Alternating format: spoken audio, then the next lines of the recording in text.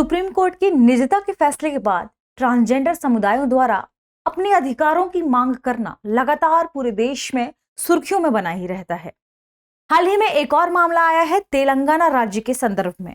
तेलंगाना राज्य में किन्नरों की स्थिति को लेकर कुछ याचिकाएं दायर की गई थी तेलंगाना हाई कोर्ट में। तेलंगाना हाई कोर्ट ने इन याचिकाओं पर सुनवाई की है और अपना एक फैसला दिया है। आज का सेशन यानी आज के इन फोकस में हम इसी फैसले पर चर्चा करने वाले हैं। साथ ही चर्चा करने वाले हैं कि आखिर राज्य में ऐसा कौन सा अधिनियम था जिसे हाल ही में तेलंगाना हाई कोर्ट ने असंवैधानिक घोषित किया है और किन आधारों पर उसे असंवैधानिक घोषित किया गया है। दृष्टि आईएएस के इन फोकस प्रोग्राम में एक बार फिर से आपका स्वागत है। मैं हूं गीतांजलि। चलिए शुरू करते हैं आज के विषय के संदर्भ में। आज का हमारा विषय है तेलंगाना किन्नर अधिनियम क्यों असंवैधानिक, इसके पीछे क्या तर्क दिए हैं तेलंगाना हाई कोर्ट ने। आज की खबर को शुरू करने से पहले आपके लिए एक महत्वपूर्ण सूचना है। सूचना यह है कि अब मुखर्जी नगर में हिंदी माध्यम के बैचेस के साथ साथ करोल बाग में भी हिंदी माध्यम के बैचेस संचालित किए जाएंगे, जिसमें पहला बैच 23 जुलाई से शुरू होने वाला है और 23 जुलाई को इस बैच की शुरुआत होगी विकास सर की ओरिएंटेशन क्लास के साथ, जो कि दोपहर 1 बजे होगी। इस बैच का रियल टाइम सुबह 8 बजे होगा, ध्यान रखिएगा। और इससे जुड़ी अन्य जानकारी के लिए या जीएस फाउंडेशन कोर्स के लिए जो कि करोल बाग में संचालित किए जाएंगे, अगले बैचेस के लिए आप दिए हुए नंबर पर संपर्क कर सकते हैं। नंबर है 87501 87501 8010440440। इससे जुड़ी अन्य जानकारी आप डिस्क्रिप्शन बॉक्स में दिए हुए लिंक पर भी जाकर विजिट करके देख सकते हैं।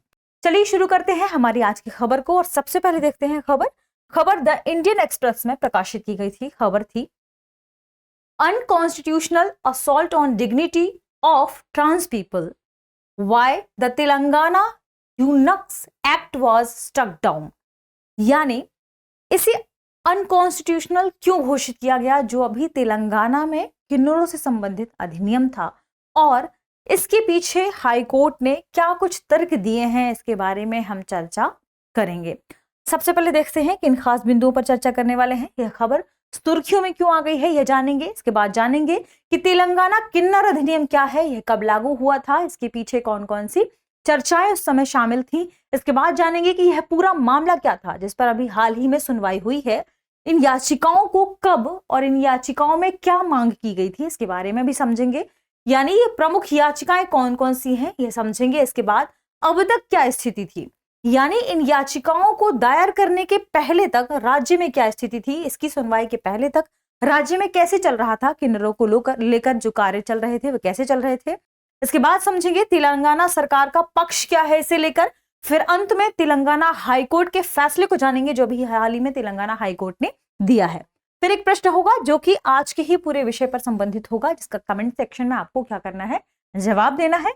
आपको एक और जवाब देना है कमेंट सेक्शन में कि यह पूरा विषय सामान्य अध्ययन या जीएस प्रश्न पत्र के किस खंड से संबंधित है या जीएस के किस प्रश्न पत्र से संबंधित है। बढ़ते हैं और देखते हैं हमारी खबर को। खबर की चर्चा में बने रहने के पीछे कारण है क्योंकि अभी हाल ही में तेलंगाना उच्च न्यायालय ने तेलंगाना किन्नर अधिनियम 1919 को असंवैधानिक यानी अनकॉन्स्टिट्यूशनल घोषित कर दिया है और इन्होंने इसे रद्द भी कर दिया है। रद्द करते हुए उन्होंने क्या तर्क दिया है, इन्होंने तर्क दिया है कि यह अधिनियम ट्रांसजेंडर व्यक्तियों के निजी क्षेत्र में घुसपैठ करता है और उनकी गरिमा पर हमला करता है। ऐसे में इस अधिनियम को राज्य में कार्य नहीं करना चाहिए। उन्होंने कहा कि यह अधिनियम ट्रांसजेंडर समुदाय की समानता के अधिकार, जो कि हमें अनुच्छेद 14 के तहत भारतीय संविधान ने प्रदान किया है और व्यक्ति की आर्टिकल 21 के तहत गरिमापूर्ण जीवन जीने का अधिकार प्राप्त है, निजता के साथ गरिमा के साथ अपने जीवन जीने का जो अधिकार प्राप्त है, यह इसका उल्लंघन करता है। इसलिए तेलंगाना किन्नर अधिनियम 1919 को असंवैधानिक करार दे दिया गया है और इसे रद्द कर दिया गया है। इसके बाद तेलंगाना सरकार ने भी कुछ पक्ष रखे हैं। आइए जानते हैं सबसे पहले कि क्या है तेलंगाना किन्नर अधिनियम। यदि हम इसकी बात करें तो पहली बार इसे 1919 में हैदराबाद निजाम के प्रभुत्व में अधिनियमित किया गया था। पहले इसे आंध्र प्रदेश तेलंगाना क्षेत्र किन्नर अधिनियम के नाम से जाना जाता था। फिर बाद में इसे जैसे ही इन दोनों में डिवाइडेशन हुआ, इसके बाद फिर इसे तेलंगाना किन्नर अधिनियम के नाम से जाना जाने लगा। इस अधिनियम की यदि हम बात करें तो इस अधिनियम में किन्नर यानी यूनक्स को परिभाषित किया गया था। इसे ध्यान रखिएगा, यहाँ पर ई क्या है, साइलेंट है, तो इसे कैसे पढ़ते हैं, यूनक को परिभाषित किया गया है। और इसकी परिभाषा में क्या शामिल है, देख लीजिए। इसकी परिभाषा में शामिल है कि पुरुष लिंग के सभी व्यक्ति जो किन्नर होने की बात को स्वीकार करते हैं या जो चिकित्सा निरीक्षण में स्पष्ट रूप से नपुंसक साबित होते हैं, उन्हें ही किन्नर कहा जाएगा। इस अधिनियम में सभी किन्नरों को अपनी आसपास की राज्य की अथॉरिटीज के साथ पंजीकरण कराना अनिवार्य कर दिया गया था। पंजीकरण में क्या शामिल है, पंजीकरण में शामिल है कि वे कहां पर रहते हैं, यानी अपने निवास का पता आदि इस अधिनियम के अंतर्गत बताया जाना था। आसपास की जो भी अथॉरिटीज हैं उन्हें, यानी निवास स्थान जैसी जानकारी इन्हें देनी थी। क्यों? क्योंकि किन्नरों पर लड़कों के अपहरण या उन्हें नपुंसक बनाने या अप्राकृतिक अपराध करने या उकसाने के संदेह देखे गए थे राज्य भर में। तो ऐसे संदेह से निपटने के लिए उन्हें क्या सजा दी जा सकती है, इस सभी का प्रावधान है इस अधिनियम में, जो अपने आप में काफी नकारात्मक भी प्रतीत होता है कई बार। यानी इनके लिए कुछ तथ्य भी शामिल किए गए हैं, आगे हम उन पर चर्चा करेंगे कि ये क्या है। इस अधिनियम में कहा गया है कि यदि किन्नर स्त्री के कपड़े पहने हुए या गाते हुए, नृत्य करते हुए या किसी सड़क या किसी सार्वजनिक स्थान पर सार्वजनिक मनोरंजन में भाग लेते हुए, जहां ये व्यक्ति यानी ये किन्नर 16 वर्ष से कम उम्र के लड़के के साथ पाए जाते हैं, तो ऐसी स्थिति में इन्हें बिना वारंट के गिरफ्तार कर लिया जाएगा। यानी बिना वारंट के इनकी गिरफ्तारी की अनुमति इस अधिनियम के अंतर्गत दे दी गई है और साथ ही इन्हें 2 साल तक की कैद की सजा देने की मांग इस अधिनियम में शामिल की गई थी और अभी तक राज्य में यही अधिनियम लागू हो रहा था। अब इस अधिनियम की चुनौती की बात करें तो इस अधिनियम को चुनौती दी गई, एक याचिका दायर की गई और इस याचिका में इस अधिनियम को चुनौती दी गई क्योंकि यह अधिनियम काफी पुराना है, वर्ष 1919 में बनाया गया था, अधिनियमित किया गया था। और हम सभी जानते हैं कि सुप्रीम कोर्ट ने निजता को लेकर अपने कई फैसले दिए हैं, तो ऐसे में कुछ ऐसे मामले हैं जो अब नए तरीके से देखे जाने की जरूरत है। कुछ अब सभी राज्यों को अपने पुराने कानूनों में परिवर्तन करने की जरूरत है। इसलिए इस कानून के संदर्भ में यह बात भी कही गई, एक तो यह कानून पुराना है, दूसरा इससे इनके अधिकारों पर कहीं ना कहीं आप इनके अधिकारों को समाप्त कर रहे हैं, इनके अधिकारों को खत्म कर रहे हैं। इसलिए याचिका में कहा गया था कि यह कानून काफी पुराना हो गया है और आधुनिकता के बिल्कुल विपरीत है, इसलिए इस कानून को बदलने, इस कानून को खत्म करने की जरूरत है। तो ये तो हमने देखा तेलंगाना किन्नर अधिनियम के संदर्भ में। अब आइए जानते हैं कि आखिर पूरा मामला क्या है। यह पूरा मामला है, यानी जो भी तेलंगाना हाई कोर्ट ने सुनवाई की उसके बाद जो फैसला दिया, यह पूरा मामला याचिकाओं से संबंधित है। इसमें प्रमुखता या कहीं मुख्यतः 3 याचिकाएं शामिल हैं। 3 याचिकाएं कौन कौन सी हैं, आइए चर्चा कर लेते हैं। जिसमें तेलंगाना हाई कोर्ट के फैसले की बात करें तो सबसे जो असरदार फैसला था वह था बी बसंत मोगली बनाम तेलंगाना राज्य मामले से संबंधित। और इसी मामले के बाद फिर हाई कोर्ट ने यानी तेलंगाना हाई कोर्ट ने 3 प्रमुख याचिकाओं पर सुनवाई करने की यहाँ पर जरूरत महसूस की कि इन सभी याचिकाओं पर सुनवाई करनी चाहिए। प्रमुख रूप से 3 याचिकाएं इसमें शामिल थी।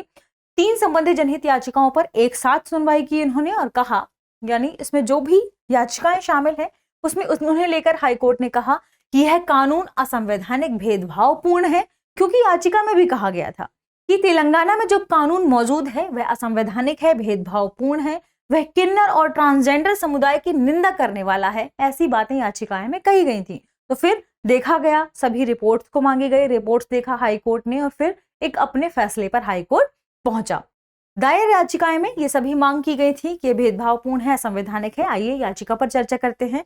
पहली जनहित याचिका में कहा गया था कि अधिनियम के तहत कोई गिरफ्तारी या मुकदमा नहीं चलाया जाना चाहिए जब तक कि पूरी तरीके से सारी जांच ना हो जाए और ये कहीं ना कहीं उन व्यक्ति की गरिमा के विरुद्ध है, व्यक्ति के जीवन की गरिमा के विरुद्ध है।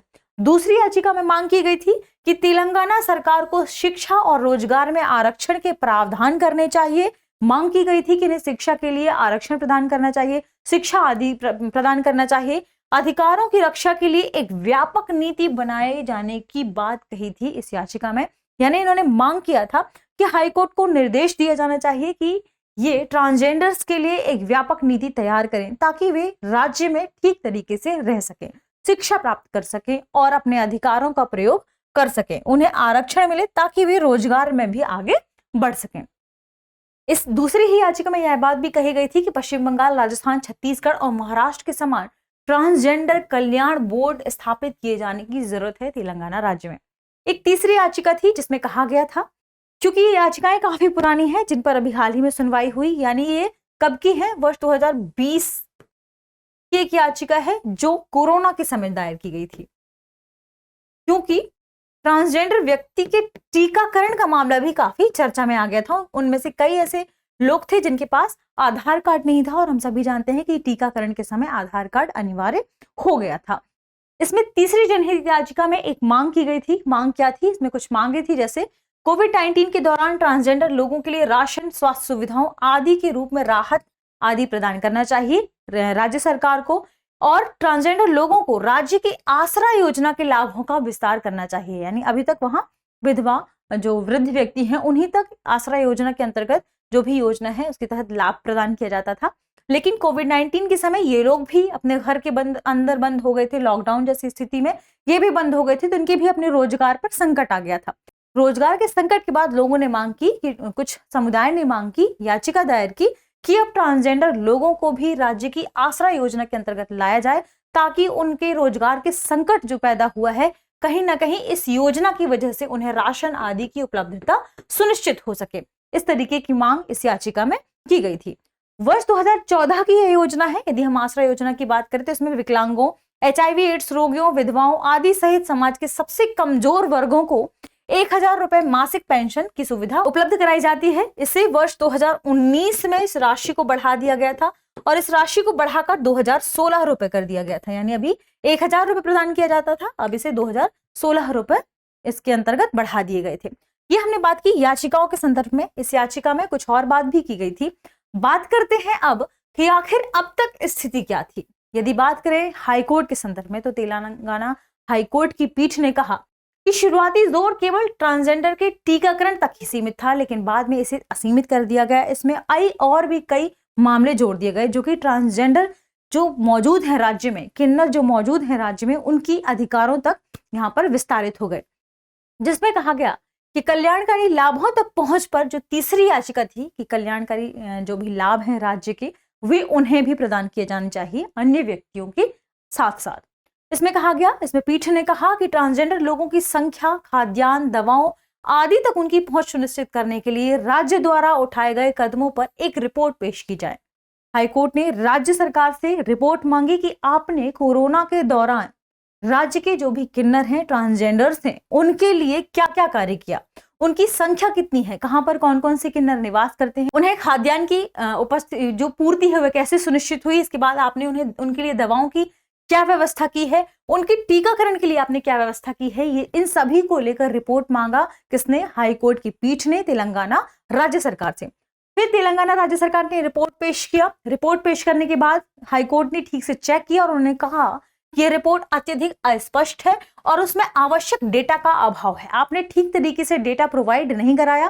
तब फिर हाईकोर्ट ने कहा कि अब ट्रांसजेंडर व्यक्तियों के टीकाकरण के लिए एक खास केंद्र को आपको देना चाहिए, जहां पर वे अपना आधार कार्ड बिना दिखाए ही टीकाकरण की सुविधा प्राप्त कर सकें। इसके बाद फिर यह मामला पूरा सुर्खियों में आ गया।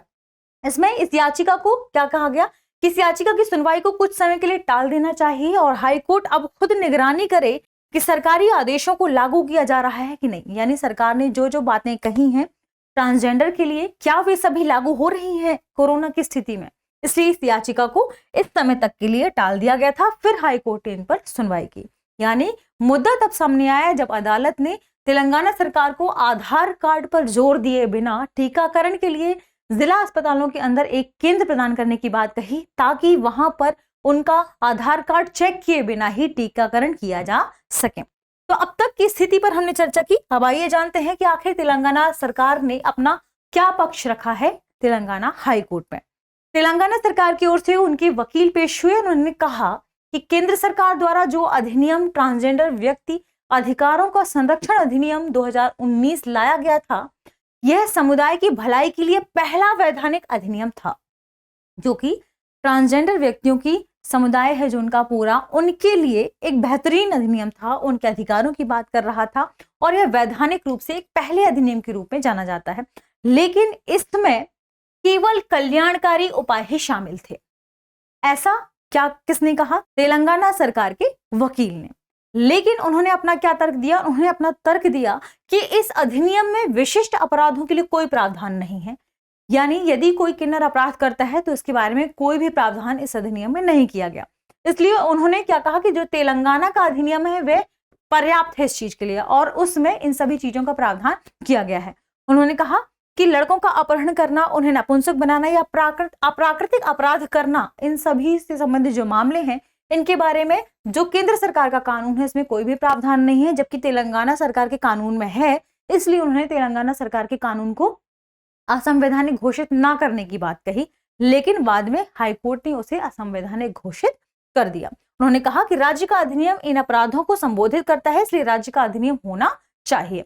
फिर इस पर तेलंगाना हाईकोर्ट ने क्या कहा? तेलंगाना हाईकोर्ट का फैसला रहा जो कि काफी महत्वपूर्ण है। इसे कोट किए जाने के लिए आप जब निबंध लिखें या आप मेंस की आंसर राइटिंग करते हैं तो ये आपके लिए महत्वपूर्ण हो सकता है। तेलंगाना हाईकोर्ट ने कहा, जिसमें एक पीठ ने सुनवाई की, उसने कहा कि यह कानून पूरी तरीके से क्या है? असंवैधानिक है। कैसे असंवैधानिक है? क्योंकि यह राज्य के ट्रांसजेंडर समुदाय को अपराधी बनाता है, ना कि उन्हें ठीक तरीके से परिभाषित करता है। आगे उसने कहा कि यह अनुच्छेद 14 जो कि हमें समानता का अधिकार देता है और अनुच्छेद 21 जो कि हमें जीवन की सुरक्षा और व्यक्तिगत स्वतंत्रता का अधिकार देता है, इन दोनों का उल्लंघन करता हुआ प्रतीत होता है। ऐसे में इस कानून को असंवैधानिक करार दे देना चाहिए और असंवैधानिक करार देते हुए उन्होंने इसे रद्द कर दिया।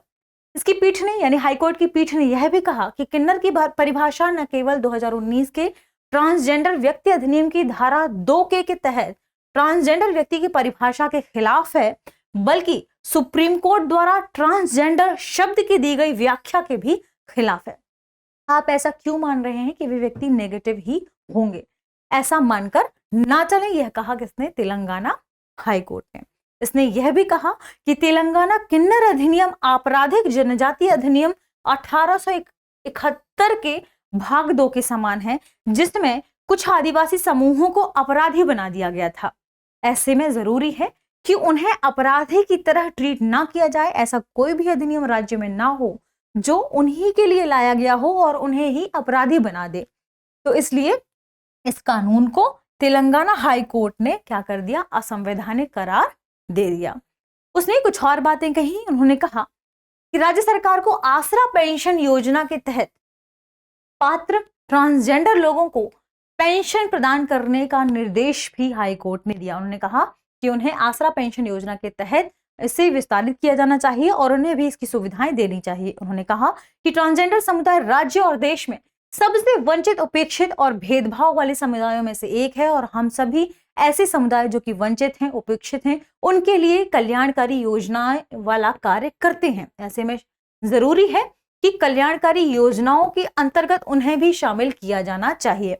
उन्हें सामाजिक और आर्थिक रूप से पिछड़े वर्ग से संबंधित माना जाना चाहिए, क्योंकि ये सबसे अधिक वंचित है हमारे देश में। तेलंगाना हाईकोर्ट ने कहा कि जो ट्रांसजेंडर किन्नर समुदाय हैं वे इस स्कीम के तहत पात्रता की आवश्यकता को पूरा करते हैं, इसलिए इसका विस्तार किया जाना चाहिए राज्य में, तेलंगाना राज्य में किन्नरों तक। उन्होंने यह भी कहा कि ट्रांसजेंडर लोगों को आरक्षण प्रदान करने के लिए एक कानून बनाए जाने की जरूरत है। इसके लिए तेलंगाना राज्य जल्दी से जल्दी प्रयास करे, एक कानून बनाए और उनके लिए एक बोर्ड की व्यवस्था करे जो उनके लिए कल्याणकारी फैसले ले सके। कई और बातें कही तेलंगाना हाईकोर्ट ने जो कि किन्नरों के कल्याण से संबंधित हैं और राज्य में उन पर विभिन्न योजनाओं के लाभ देने से संबंधित हैं। आज का विषय हमारा यही था। आइए देखते हैं आज के विषय से संबंधित हमारा प्रश्न है, निम्नलिखित कथनों पर विचार कीजिए। तेलंगाना सरकार ने किन्नर समुदाय की भलाई के लिए पहला वैधानिक अधिनियम बनाया था। दूसरा, इस अधिनियम में बिना वारंट के गिरफ्तारी की अनुमति दी गई थी। कूट है, उपरोक्त में से कौन सा से कथन सही नहीं है? केवल एक, केवल दो, एक और दो, दोनों, ना तो एक और ना ही दो। तो इस प्रश्न का सही जवाब कमेंट सेक्शन में देना ना भूलें। मिलते हैं अगले विषय के साथ, एक महत्वपूर्ण टॉपिक के साथ। तब तक पढ़ते रहिए, रिवीजन करते रहिए। शुक्रिया।